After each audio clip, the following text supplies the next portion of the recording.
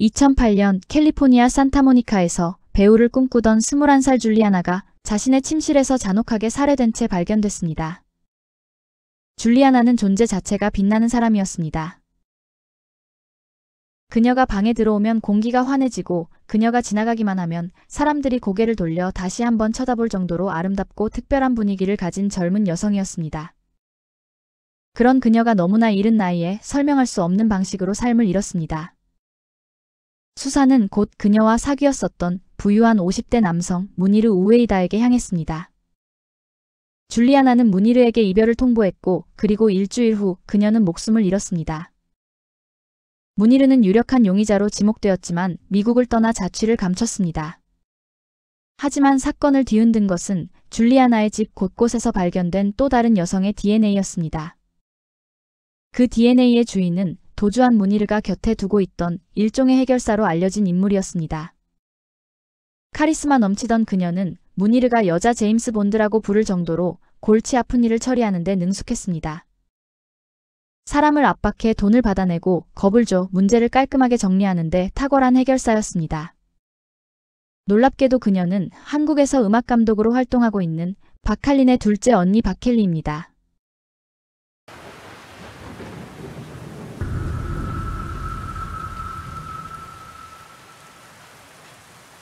줄리아나 리딩은 1986년 10월 애리조나 투산에서 태어나 행복하고 안정된 어린 시절을 보냈습니다. 고등학교 졸업 후 그녀는 모델 활동을 위해 캘리포니아로 향했고 LA로 이주한 이후에도 부모와 자주 연락하며 일상과 계획을 공유했습니다. 2008년 그녀는 산타모니카 칼리지에 다니며 연기자의 꿈을 이루기 위해 수많은 오디션을 찾아다녔습니다. 더 나은 내일을 위해 누구보다 치열하게 하루하루를 살아냈지만 그럼에도 그녀는 언제나 밝은 웃음을 잃지 않는 사람이었습니다. 생활비를 위해 웨이트리스로 일하던 시기도 있었지만 이후에는 제품 모델로 활동하거나 뮤직비디오에 출연하며 점점 인정받기 시작하면서 평균적으로 한 건당 $3,000 이상을 받았습니다. 그러나 2008년 3월 16일 일요일 모든 것이 무너졌습니다. 사건은 줄리아나의 어머니 패트리샤가 딸에게 연락이 닿지 않는 것을 이상하게 여기면서 시작됩니다. 그녀와 마지막으로 통화했었던 지인의 말에 따르면 3월 15일 토요일 줄리아나는 골프를 치고 집으로 돌아와 TV를 보며 평소처럼 저녁을 보내고 있었다고 합니다. 하지만 다음날 오후 한 이웃이 패트리샤에게 전화를 걸어 반려견은 집 안에 그대로 있는 것 같은데 집은 지나치게 조용하고 인기척도 느껴지지 않는다고 알렸습니다. 불안감이 커지던 패트리샤는 계속 전화를 걸었지만 줄리아나는 받지 않았습니다. 처음엔 뭔가 사정이 있겠지 하고 넘겼지만 오후 6시가 넘도록 아무 답이 없자 패트리샤는 결국 경찰에 안전 확인을 요청했습니다. 경찰이 줄리아나의 집에 도착했을 때 그녀의 차는 그대로 집 앞에 주차되어 있었습니다. 초인종을 여러 번 누르고 이름을 부르며 문을 두드려도 집 안은 숨죽인 듯 완전히 고요했습니다.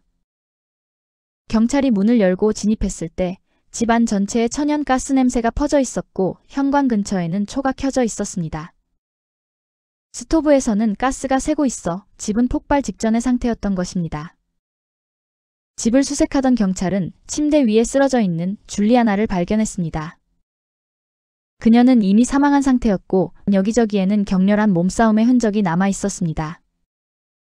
범인은 자신이 남긴 흔적을 지우기 위해 가스와 초로 집을 폭발시키려 했지만 오래된 구조의 방갈로는 가스가 일정량 이상 축적되지 않아 폭발로 이어지지 않았던 것입니다. 수사관들은 줄리아나의 마지막 시간을 이렇게 재구성했습니다. 3월 15일 밤 10시쯤 누군가가 집에 침입해 그녀를 공격했습니다. 줄리아나는 목숨을 걸고 필사적으로 저항했으며 그 과정에서 머리를 바닥에 부딪혀 심각한 부상을 입었습니다. 결국 범인은 그녀의 목을 졸라 목숨을 끊은 것으로 보입니다. 휴대전화 기록을 확인한 결과 줄리아나는 911에 전화를 걸려 했지만 연결되기 전에 통화가 끊긴 것으로 드러났습니다. 이웃들은 사건 당일 밤 9시 50분쯤 가구가 부딪히는 소리와 누군가의 고함 같은 소리를 들었지만 당시에는 단순한 말다툼 정도로 생각해 신고하지 않았다고 합니다. 경찰은 줄리아나의 의류, 목 부위, 휴대전화, 현관문 등에서 여러 DNA 샘플을 확보해 분석을 의뢰했습니다.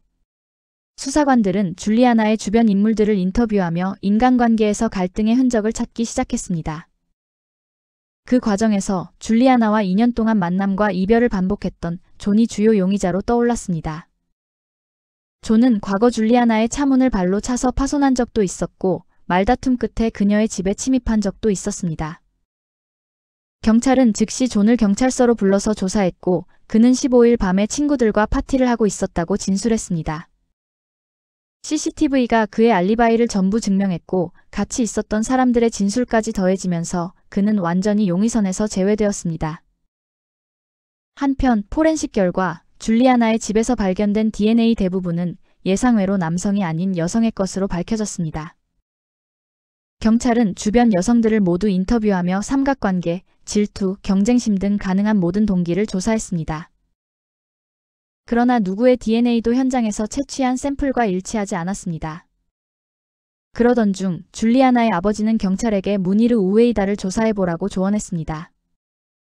레바논 출신의 무니르 우웨이다는 2007년 어느 레스토랑을 찾았다가 그곳에서 웨이트리스로 일하던 아름다운 줄리아나를 보고 첫눈에 반했습니다. 그는 자신을 41세에 성공한 의사이자 사업가라고 소개하며 그녀에게 높은 보수를 약속하는 의료 보조 업무를 제안했습니다. 생활비가 늘 빠듯했던 줄리아나는 그의 제안을 받아들였고 이후 무니르의 적극적인 애정 공세에 마음이 움직였습니다. 두 사람은 20살의 나이 차이에도 불구하고 곧 연인 관계로 발전했습니다. 결국 줄리아나는 무니르의 제안으로 호화로운 비벌리 힐스 저택에서 함께 지내게 되었고 그는 그녀에게 경제적 지원을 아끼지 않았습니다. 그러나 처음에는 매력적이기만 했던 이 생활은 시간이 지날수록 불안함과 압박으로 변해갔습니다. 무니르는 점점 더 집착적이고 소유욕이 강한 태도를 보이기 시작했고 줄리아나는 그의 행동에 숨이 막힐 듯한 답답함을 느꼈습니다. 그녀가 거리를 두기 시작하자 무니르는 결혼을 언급하며 관계를 붙잡으려 했고 21번째 생일에는 럭셔리 자동차까지 선물하겠다고 약속했습니다. 그러나 줄리아나는 그가 과거 여러 여성들에게도 똑같이 값비싼 선물을 해왔다는 사실을 알게 되었고 그에게서 진심을 느낄 수 없었습니다. 결국 그녀는 그의 곁을 떠나 산타모니카의 작은 방갈로로 이사하며 새 출발을 선택했습니다. 그럼에도 무니르는 그녀가 다시 자신에게 돌아오길 원하며 계속해서 연락을 이어갔습니다. 그러던 어느 날 그는 약사인 줄리아나의 아버지에게 함께 제약 사업을 하자고 제안했습니다. 신중한 성격의 아버지는 사업을 시작하기 전에 그를 먼저 조사해보기로 했습니다. 그리고 곧 충격적인 진실이 드러났습니다. 무니르는 이미 결혼한 유부남이었으며 레바논에는 아내와 쌍둥이 남매까지 두고 있었습니다. 거기에 더해 그는 나이까지 속여 자신을 41세라고 했지만 실제 나이는 57세였습니다. 게다가 아버지는 무니르가 겉으로는 성공한 전문의처럼 보였지만 실제로는 불법적인 방식으로 사업을 운영했을 가능성까지 포착했습니다. 이 사실을 알게 된 줄리아나는 큰 배신감을 느꼈고 즉시 무니르와 모든 연락을 끊었습니다. 또한 줄리아나 아버지와 함께 추진하려던 사업 계획도 완전히 무산되었고 이때부터 무니르는 줄리아나와 그녀의 아버지에게 깊은 앙심을 품기 시작한 것으로 보입니다. 더욱 주목할 점은 줄리아나가 살해된 시점이 바로 그 사업 거래가 결렬된 지 일주일 후라는 사실입니다. 이 타이밍은 형사들에게 강한 의혹을 불러일으켰지만 그의 DNA는 범죄 현장에서 검출되지 않았습니다. 게다가 그 시점에 그는 이미 미국을 떠난 상황이어서 경찰이 즉시 조사할 수도 없었습니다. 그 사이 수사관들은 그의 과거를 더 깊이 파고들기 시작했고 무니르와 함께 일했던 여성들의 과거를 조사했습니다. 구체적인 증거는 아직 없었지만 형사들은 범죄 현장에서 발견된 여성 DNA가 무니르와 연관된 사람일 가능성을 배제할 수 없다고 판단했습니다. 그러던 중 무니르가 47세 여성 켈리 박과 매우 가까웠다는 사실을 발견했습니다. 무니르는 불과 18개월 사이에 그녀에게 100만 달러 이상을 여러 차례에 걸쳐 송금했습니다. 켈리 박은 부동산 중개인으로 일했고 무니르의 여러 사업에도 깊이 관여한 인물이었습니다. 수사관들은 비밀리에 켈리의 DNA 샘플을 확보하기 위해 조심스럽게 접근해야 했습니다. 만약 켈리가 사건과 관련되어 있다면 그녀를 경계하게 만들면 무니르에게까지 정보가 전달될 위험이 있었기 때문입니다. 그래서 수사팀은 그녀의 DNA를 비밀리에 채취하기로 결정했습니다. 결국 켈리가 버린 담배꽁초를 확보하는 데 성공했고 이 증거는 곧바로 법의학 분석에 보내졌습니다. 그 결과 그녀의 DNA가 줄리아나의 집안 곳곳에서 발견된 샘플과 일치했습니다. 켈리의 DNA는 현관문 도어락에서 시작해 바닥에 산산조각 나 있던 접시, 부엌의 싱크대와 스토브, 그리고 줄리아나가 마지막까지 입고 있던 옷에서까지 연이어 검출되었습니다. 결정적으로 줄리아나의 목에서도 검출되면서 수사관들은 이렇게 범인의 흔적을 많이 남긴 사건은 처음 본다고 말했습니다. 이는 그녀가 사건 당시 현장에 있었음을 명확히 보여주는 증거였습니다. 그들은 켈리가 범인일 수밖에 없다고 거의 확신하고 있었습니다. 켈리는 곧 체포되어 줄리아나 살해 혐의로 기소되었습니다. 한편 무니르는 켈리의 체포 소식을 들은 지 며칠 만에 흔적도 없이 사라졌습니다. 수사관들은 그가 체포를 피하기 위해 레바논 어딘가에 숨어있을 가능성이 높다고 보았습니다. 수사관들은 무니르가 켈리에게 일종의 복수심에서 범행을 지시했을 가능성이 크다고 보았습니다. 줄리아나가 자신을 떠난 데 대한 분노 혹은 그녀의 아버지와 무산된 사업 때문에 명성이 손상되었다고 느낀 앙심이 범행 동기가 되었을 수 있다는 것입니다. 또 다른 유력한 가설은 켈리를 줄리아나에게 보내 겁을 주려 했다는 것입니다. 이를 통해 줄리아나의 아버지가 사업 결정을 번복하도록 압박하려 했다는 것입니다. 그러나 이러한 내용은 어디까지나 추정일 뿐입니다. 수사관들은 줄리아나가 강하게 저항하자 상황이 통제 불능으로 치달았고 결국 그 충돌이 비극적인 살인으로 이어진 것으로 보았습니다. 재판 과정에서 무니르가 켈리에게 이 계획을 수행하는 대가로 거액의 돈을 약속했다는 주장이 제기되었습니다. 이후 로스앤젤레스 타임스 보도를 통해 켈리가 무니르를 위해 과거에도 여러 차례 사람을 협박하거나 위협했던 전력이 있다는 사실이 알려지면서 이 이론의 신빙성은 더욱 높아졌습니다. 실제로 켈리는 무니르의 고객 중 약속한 대금을 지불하지 않은 사람을 협박한 적이 있었고 다른 한 번은 사업 거래를 취소한 은행 지점을 찾아가 위협적인 행동을 했다는 증언도 있었습니다. 켈리는 2급 살인 혐의로 기소되었지만 무죄를 주장했습니다. 줄리아나의 방갈로에서 발견된 압도적인 DNA 증거에도 불구하고 켈리와 줄리아나는 서로 만난 적도 없는 사이라고 주장했습니다. 검찰은 켈리가 무니르의 집행자, 즉 그의 지시를 대신 수행하는 역할을 했고 그녀가 위협하는 과정에서 줄리아나가 거세게 저항하는 바람에 결국 살인으로 이어졌다는 시나리오를 법정에 제시하려 했습니다. 하지만 이를 뒷받침할 직접적인 증거가 부족하다는 이유로 법원은 이 내용을 증거로 채택할 수 없다고 판단했습니다. 결국 검찰은 현장에서 발견된 물리적 증거, 특히 켈리의 존재를 입증하는 DNA에만 의존해야 했습니다. 또한 키가 거의 180cm에 달하는 건장한 체격과 강한 카리스마를 가진 켈리는 누군가의 지시를 받아 위협 행동을 하기 충분한 외모와 분위기를 가진 사람이라고 검찰은 강조했습니다. 그녀의 존재감 자체가 상당히 위압적이었다는 증언도 이어졌습니다. 그녀의 DNA가 집안의 여러 물건은 물론 가장 결정적인 증거인 줄리아나의 목에서도 검출되었고 켈리의 지문과 소량의 혈흔까지 발견되면서 검찰은 켈리가 그날 밤 줄리아나의 집안에 있었다는 사실은 명백하다고 판단했습니다. 다만 두 여자가 한 번도 만난 적이 없다는 점을 고려할 때 켈리가 그곳에 있었던 유일한 이유는 무니르의 지시를 받고 줄리아나를 공격하기 위해 들어갔기 때문이라고 검찰은 주장했습니다.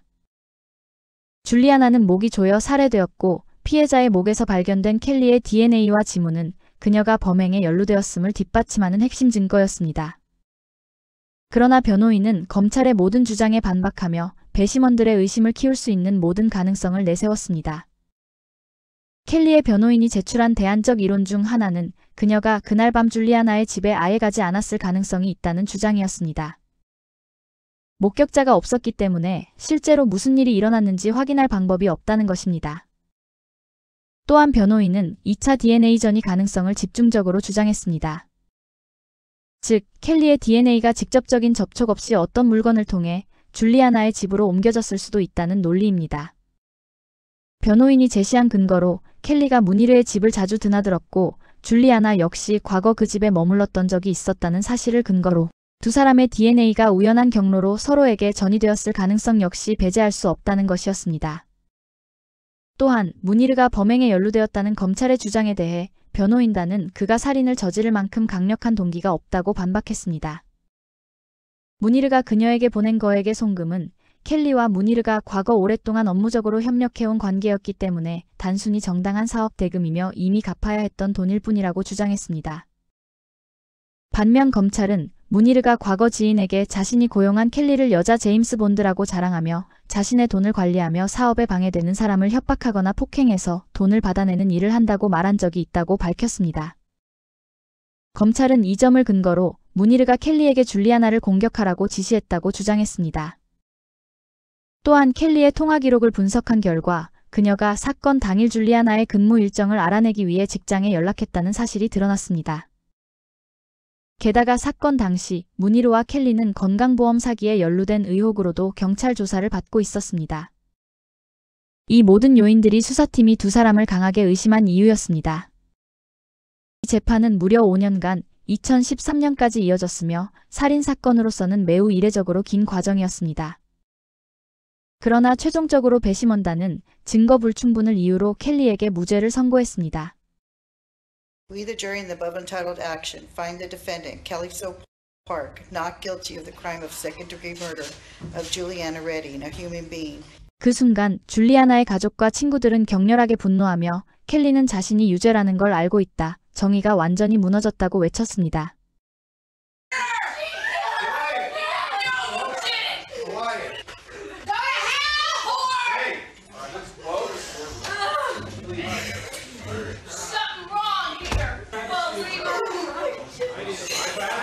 결국 박켈리는 2013년 6월 무죄 판결을 받고 법정을 떠났습니다.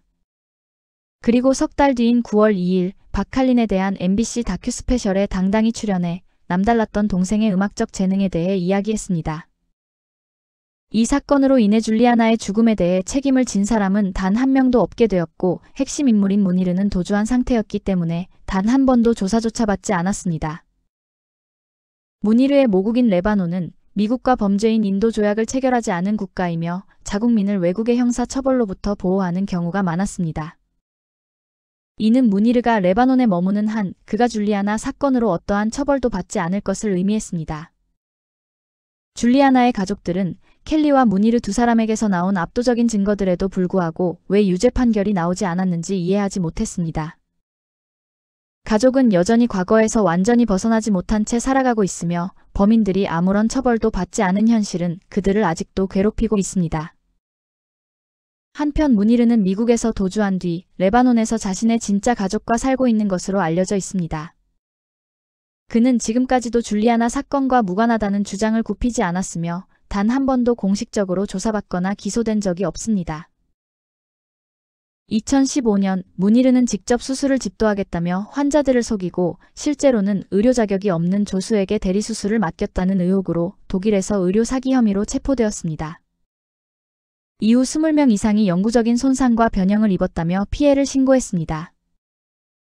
그럼에도 불구하고 무니르는 결국 석방되었고 다시 레바논으로 돌아갔습니다. 그 후에도 그는 또 다른 의료 사기 혐의와 관련해 의심을 받았습니다. 2015년 켈리 역시 독일 의료 사기 사건과 연결되어 있다는 사실이 밝혀져서 체포되었습니다. 그녀에게는 공모, 환자 기만, 신체 훼손을 초래한 의료시술, 1억 5천만 달러 상당의 보험 사기 등 여러 혐의가 적용됐습니다. 그러나 켈리는 150만 달러의 보석금을 내고 또다시 당국의 소나귀에서 벗어났습니다.